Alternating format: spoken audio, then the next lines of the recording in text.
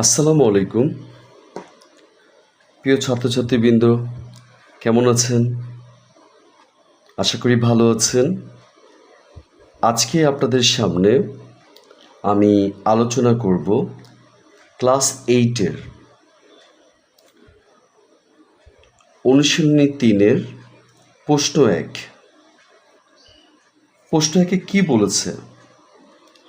4 centimetre বাহু বিশিষ্ট ঘনকের সম্পূর্ণ পৃষ্ঠের ক্ষেত্রফল কত বর্গ সেন্টিমিটার? আমি আবার বলছি, 4 সেন্টিমিটার বাহু বিশিষ্ট ঘনকের সম্পূর্ণ পৃষ্ঠের ক্ষেত্রফল কত বর্গ সেন্টিমিটার?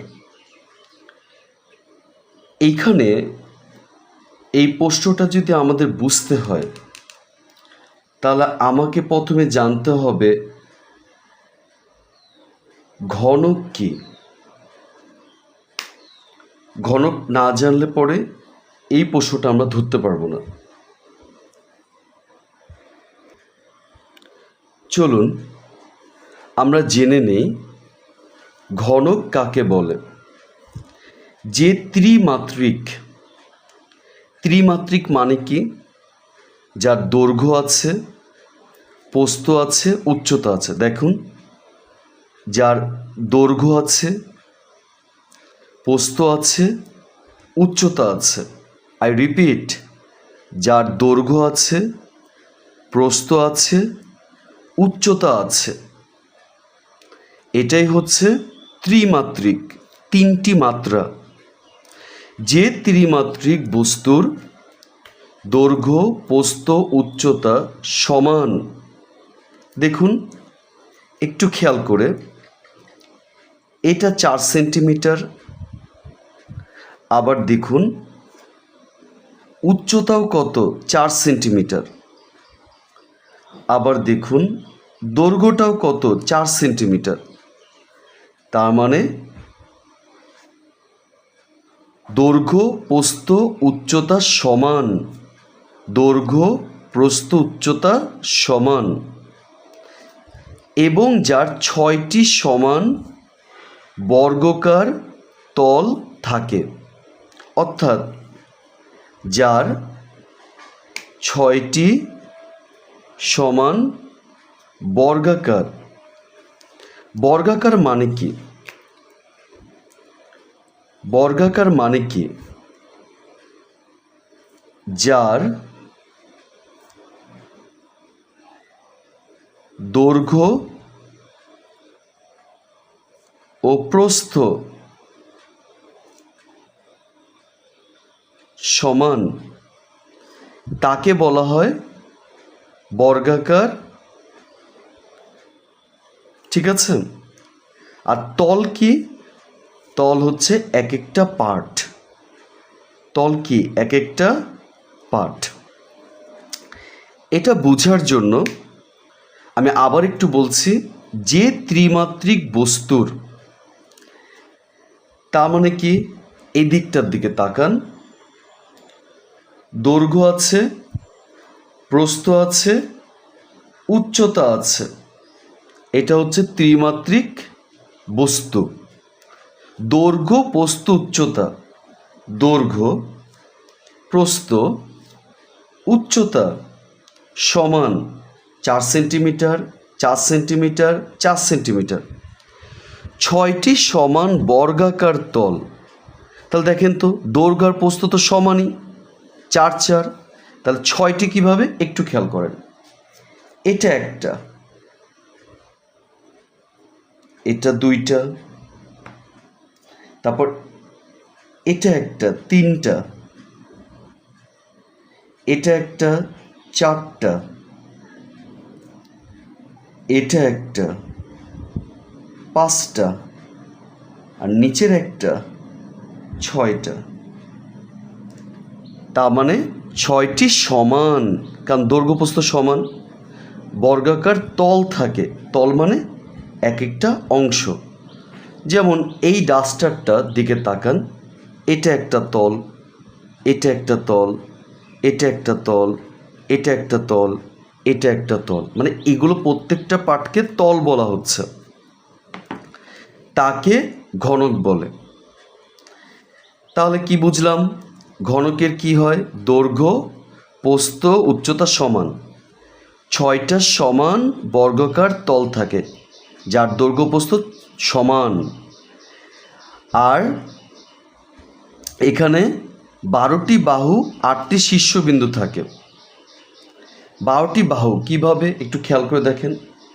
1 2 3 4 5 6 7 8 9 10 11 12।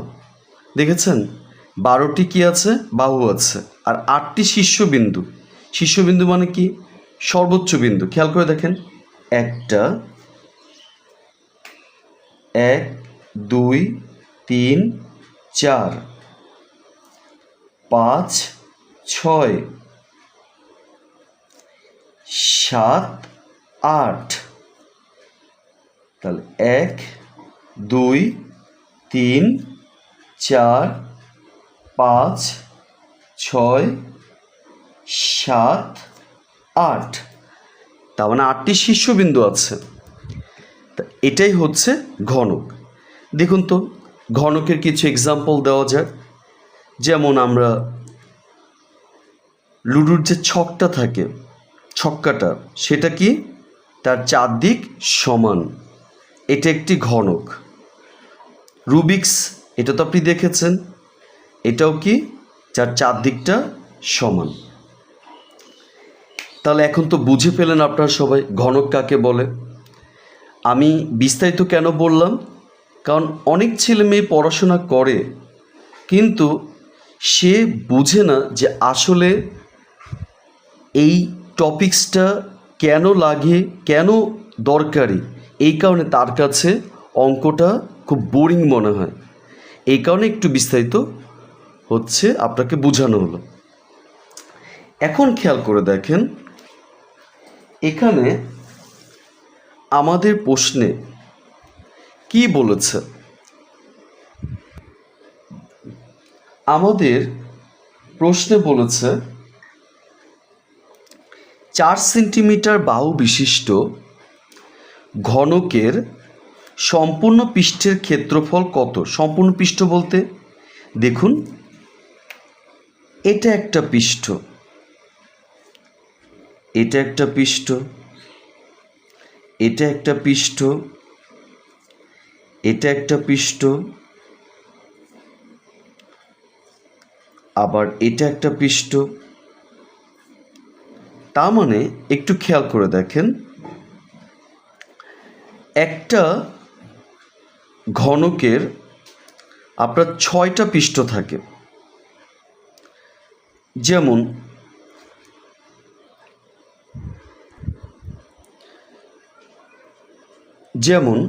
এটা যদি আমি বোঝাতে চাই, আমি যেমন দেখুন এর 6টা পৃষ্ঠ, এটা কিন্তু ঘনক না, কিন্তু বোঝার জন্য। যেমন 1 2 3 4 5 6। তাহলে আমরা কি বুঝলাম? একটি ঘনকের 6টা পৃষ্ঠ থাকে। আপনাকে বলেছে সম্পূর্ণ পৃষ্ঠের ক্ষেত্রফল।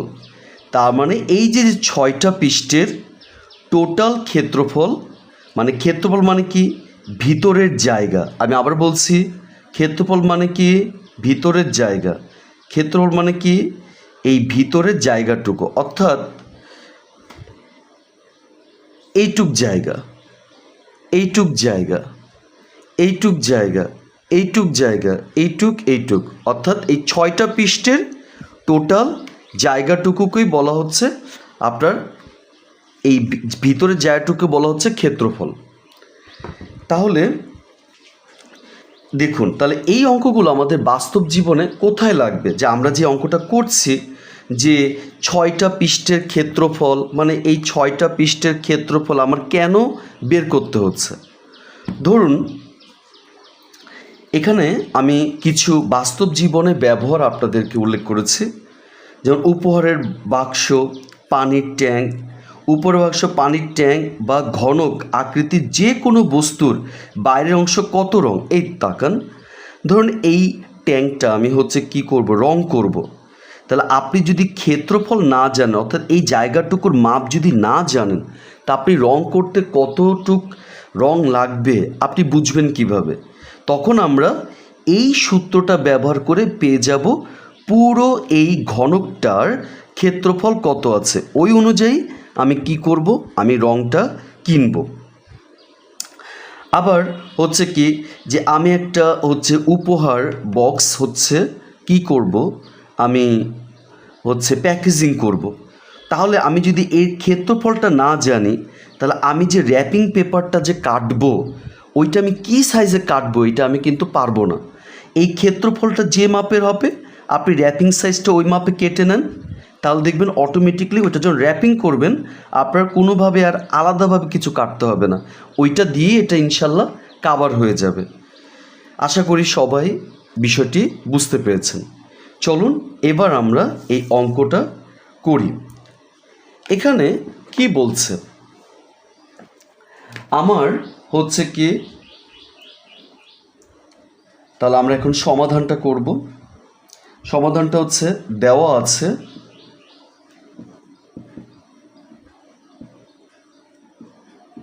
দেওয়া আছে এক বাহুর দৈর্ঘ্য, এক বাহুর দৈর্ঘ্য, এটাকে আমরা এ দিয়ে চিনি।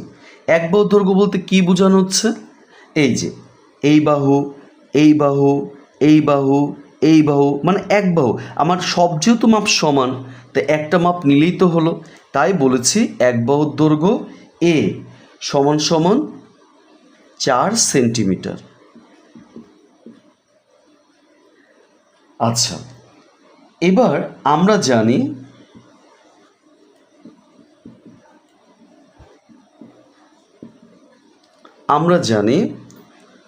ঘনকের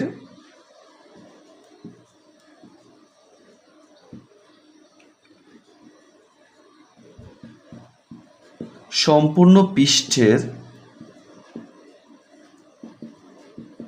পৃষ্ঠের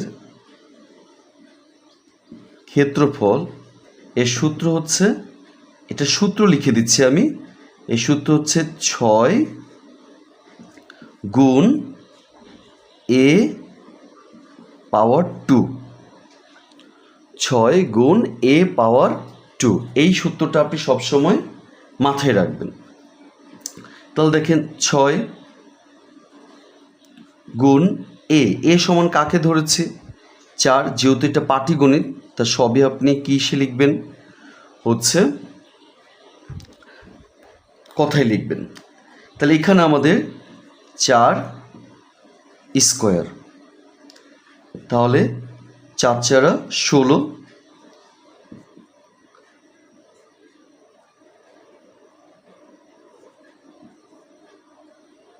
তাহলে আমাদের রেজাল্টটা কত আসে, আমাদের রেজাল্টটা আসে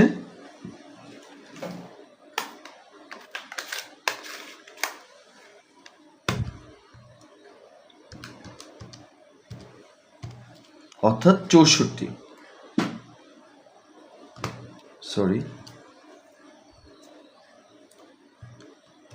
16 গুণ 6 96। তাহলে 96 বর্গ সেন্টিমিটার। তাহলে আমরা কি লিখব, উত্তর 96 বর্গ সেন্টিমিটার। প্রিয় শিক্ষার্থীবৃন্দ, আশা করি আপনারা বুঝতে পেরেছেন।